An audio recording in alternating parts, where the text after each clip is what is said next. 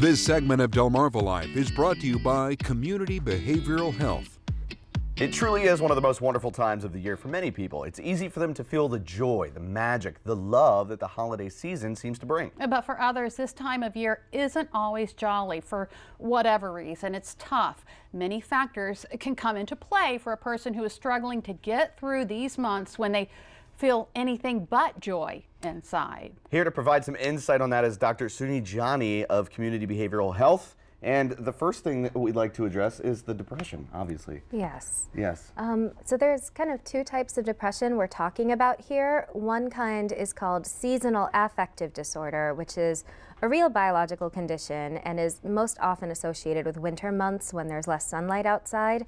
And there are some people who may be mostly fine the rest of the year, but they have pretty significant depression during this time. And the treatment for it, believe it or not, is like a 10,000 lux prescription light, and as well as some medication and therapy. So that's kind of the biology of this time of year. And then the other thing is sort of normal anticipated holiday stress. There's a lot of demand for people during the holidays, even though it's a really exciting time, and a lot of people do look forward to having time off and being with family. Yeah, and a lot of people put a lot of pressure on themselves to make it wonderful for everyone else. Yes, that's like a big starting factor of this. There's a lot of pressure, even though there's a lot of joy. Yeah, is that what we call the holiday blues?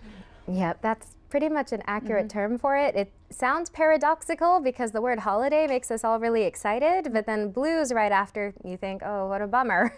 I don't know what's coming. The reality is it's a time of year when sometimes people have this idea of perfection and they think it has to look a certain way. I need to have so many people here. There has to be these gifts. Some people feel pressure to get gifts that maybe they can't afford for their relatives. Right. There's a lot of different things that are very holiday specific that tend to be a major source of stress. So you mentioned finances being a huge part of stress. How is it that we can prevent that aside from just spending less money? I think definitely speaking to a financial advisor, a bank is the first way to go.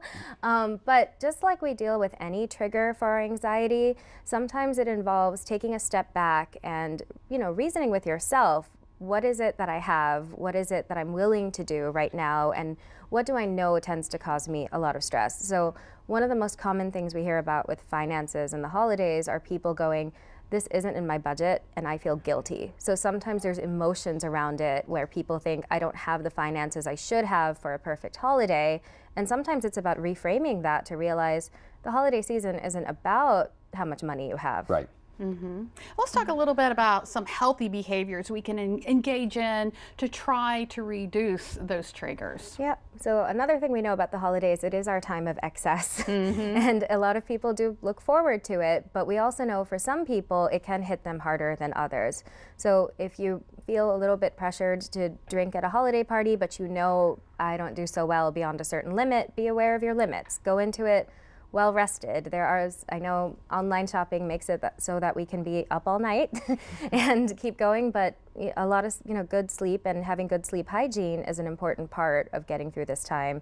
And then it's almost like a marathon, so take breaks, plenty of fluids, reconnect with people who matter, and it's intense. It's intense. It's an intense time.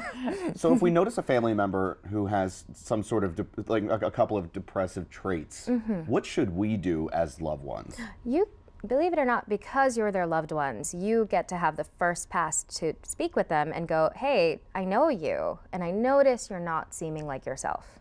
Again, I want to talk about it. I care about you. Really getting the message across that maybe you're not going to talk to me, but I need you to know you have a support system right now. And maybe not in that moment, but eventually someone will turn to you and really appreciate what you've done. All right. Good things to think about. Dr. Suni Jani with Community Behavioral Health, thank you so much for coming in this afternoon.